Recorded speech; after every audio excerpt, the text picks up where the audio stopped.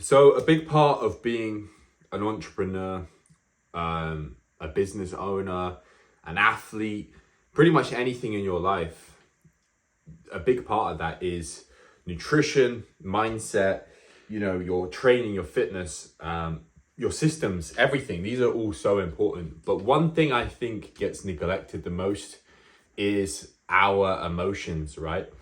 And I think that's one of the things that gets talked about a lot in kind of like modern day times, how men need to be more vulnerable and express their emotions and talk more. And this video, I wanted to kind of touch on that. And it's actually a topic that's pretty relevant to my life right now. And I just want to share my insight in hopes that I can raise some awareness about the importance of this. So there's a few things I want to cover, but the first thing I want to address is the kind of notion of men need to express themselves. And that's a whole topic that you can go into. And I think most guys, especially if you're watching this video, already understand that way of dealing with your emotions is almost like effeminate, and it's like a female way, and it's not really that beneficial to men. However, I would like to raise the point that emotions are hugely important and affect us as men more than we realize. And actually, if we don't solve these things, we're not going to show up as the best men. Now, in one of my couple of videos back, I had a guy ask a question, and he even mentioned that he's becoming more shy and more intimidated, potentially because of some past trauma that's happened. And that leads us to the question is like, well, if that's the case, then that must mean if we have past trauma, that's going to hold us back from being the best men and best people we can be, right?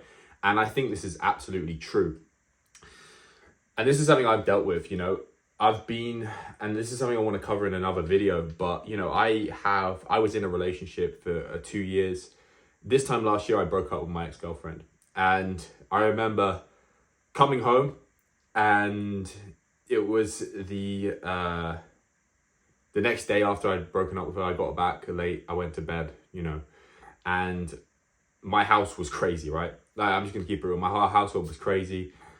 Kids crying, sister complaining about something, dad worrying about this, mum doing this. No one was really holding space for me, right? So instead of me actually people consolidating me and being like, Ben, are you okay? Like, I didn't do it. I just went quiet. Like, I didn't say anything. I didn't talk to anyone. And I went into this state of kind of like taking it on my shoulders by myself, and not really, like, I looked around me and I was like, no one's gonna help me, no one's gonna listen to me, no one's gonna provide that space for me to really like process this. And to say, oh, you don't need to process that, it's crazy. It doesn't matter even if you're at a point where you knew the relationship wasn't gonna work and stuff. It's a sad thing and it's a difficult thing to deal with, right? So what's fascinating is that just recently, and I'm being honest with you guys, and this is a video I'm going to make a separate video on, I spoke to one of my friends, and I was like, listen, I'm struggling. Like, my mind is weak. My motivation is not there. I'm not able to, I'm procrastinating. It takes me all day just to do one piece of work. It's stressing me out. And he encouraged me to write a letter, right? To my ex-girlfriend. And he said, you need to write this letter and you need to get things off your chest. So I was like, okay, listen, I'm just going to do this because nothing else, I seem to be having some issues, right? So I did it. And writing this letter he said, just put the pen to paper and it's going to come out. Like, it's going to just flow. You don't need to know in your head what's going to be said. It's just going to start coming out, right? And literally, as soon as I put this pen to paper, boom, boom, boom, boom, boom, boom, boom. I think I had, like, off the bat, I did like 3 pages of A4 paper writing to my ex-girlfriend, right? And then at a certain point, I was too fatigued mentally to continue. I was like, I'm drained. Just doing that has drained me, And then I left it for a few days. And to go back to it again took me about a few weeks, because there was so much resistance built up around it. And like I said in my last video, where there's resistance, that's often the thing we need to do the most, right? That's your kind of North Star and your guiding point to what you need to do to progress. So I came back to it again and I started writing again, right? and I made more progress on it. And this time I was getting somewhere. I was making progress and I was really starting to piece the puzzle together. And I started having realizations. I remember just staring in the mirror at myself, and I had this click realization, right? And I was like, okay, I know what the next piece of this letter is going to be. So I started writing that out too. And what was crazy, what was mind blowing when I did this is when I wrote this piece out, this is what my heart wanted to say. I wrote it and literally I started crying, right? Like tears started coming up. Now, this relationship ended a year ago. And in that year, I haven't been crying about it. I haven't been upset. So for those emotions to come up a year later, that must mean that they were there, stored in me all this time, okay? And the point I'm trying to make is just think about that for a second. I had a year I've been carrying that around with me and I haven't released it, right? And I can tell you for a fact, since that point, and it was only a small thing, right? It wasn't a big deal. It wasn't like I was sobbing and crying, but I released something. There was a small release there. And I came back, right? And all of a sudden, I was laughing again. All of a sudden, I was being productive. I was getting work done.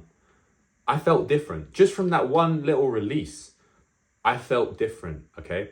Now, what I wanted to go into is what emotions are, how they work. And what the thing is with the West, and with the way the world is now, everything is being reduced to our mind, right? Oh, depression is just a chemical reaction in the brain. It's just a misalignment of a few neurotransmitters. That is the biggest lie, one of the biggest lies that is pushed in our society. Depression, love, all these things are not just chemical reactions in our brain, right? You don't think. Things that happen in the brain are where thoughts happen, right? You don't think you're in love. You don't think you're sad. You feel it. Where does feeling happen? Feeling happens in our body. There's a great book called The Body Keeps the Score. I haven't even read it. I just know it's a good book because I've read this book right here, which I'm going to dive into in a second. But the body does keep the score, and these emotions get stored in us, right? Now, this book here, Letting Go, literally saved my life once upon a time. All my days. This book saved my freaking life. Like, I was not in a good place mentally. I was dealing with some stuff, and this book kind of just appeared out of nowhere. I bought it. I read it in about a week or two, and it literally changed my whole perspective on everything. And I want, if you're dealing with something that you resonate with this message, I recommend at least reading this. This is a basic introduction into how to release, trauma and emotions, right? But in this book, one of the key principles that I learned is there's 3 ways we deal with an emotion, right? When there is an emotion that's overwhelming, that's like a lot for us to deal with, there's 3 things we do to cope with it, or 3 or 4. We'll see. I'm pretty sure I remember it though. So there's expression, right? So that's going to be like, you're angry, you're frustrated, you express those emotions, right? You want to punch someone, you want to go and listen to rock music, you want to go punch a boxing bag. Now in the book, he explains that expression actually perpetuates that emotion. It makes it worse, it makes it stronger. And that's not a healthy way to deal with an emotion that you're suffering with. So people that have been, so this is what you're going to see in like the red pill community, right? These guys have been hurt by women and they are hating on women, getting angry and stuff. That's just fueling that fire again and again and again. So expression is not the right way to deal with it, okay? Second thing is suppression. So suppression is the you consciously making a decision that you're not gonna deal with that, not gonna look at that. I'm ignoring that, no way, no, not dealing with that. And you're stuffing it down inside of you, right? But you're doing it consciously, right? The emotion wants to come up, but you're choosing to ignore it. You're like, no, go away, don't want to deal with that. So that's suppression. Then there's what's called repression, which is slightly different. Repression is when it's not consciously happening, it's subconscious, right?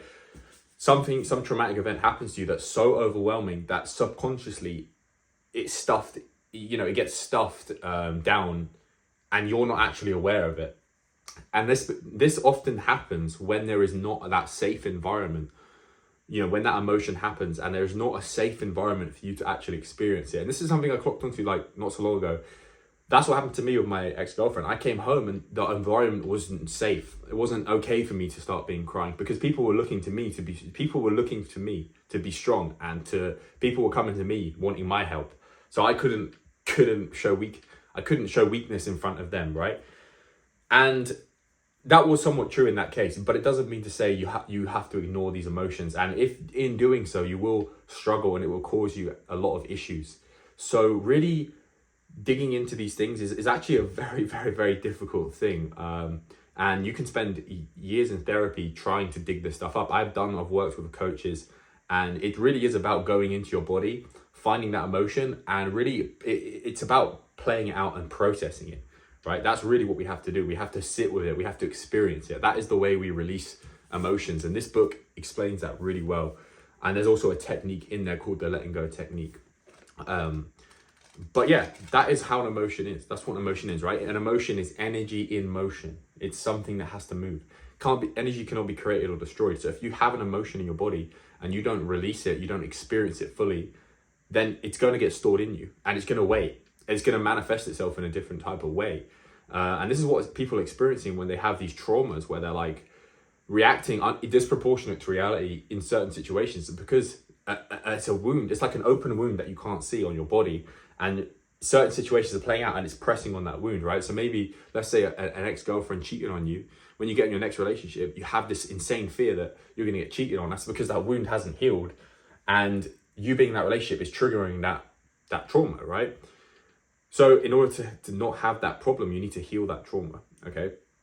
So this is the point of the video I wanted to make, and I just wanted to share this with you, the importance of your emotions and understanding that it's happening in the body. You know, you don't, and like the thing is, the things that are on your mind, the things that you're experiencing are coming from an emotion. As soon as that emotion is healed, you know, those thoughts dissipate out of your reality. So for example, let's say someone cuts you up on your driving and someone cuts in front of you, right? You get angry and you're like, fuck this guy's a dickhead, right? Initially, that you're generating thoughts. An emotion generates thousands of thoughts associated to it. So you're going to get annoyed at this guy, you're going to feel that emotion, then you're going to have thoughts, this guy's a loser, this guy's an idiot. And then the next day, you're going to wake up and you're going to have forgotten all about it, right? That emotion has gone. And now all those thoughts have gone with it. You can't really have smoke without fire, right? And that's what's happening in people's lives. They're having all these thoughts, negative thoughts, etc., etc., etc., in their head. And that's because of some unresolved trauma. So once you heal that trauma inside of you, it's going to allow for a more clearer mind, a clearer head, and a better you. And that better you is going to be a better entrepreneur, a better businessman, a better athlete, a better partner, a better daughter, a better father. So this is the kind of work we as men are called to do in order to be the best we can be. And that's something I wanted to share with you in this video. So if you did resonate with that, please check out this book. I highly recommend it. And not only that, I'm going to make a video in the coming days all about writing letters and my experience with that, which I've kind of touched on in this video. If you like this video and you like the kind of things I'm talking about, please go ahead and drop a like and a comment and let me know what you thought. And if you've had any experiences similar, please be sure to also follow me on Instagram as well if you haven't already. And I hope you have an absolutely blessed day. Thank you for watching this video. Take care. Peace.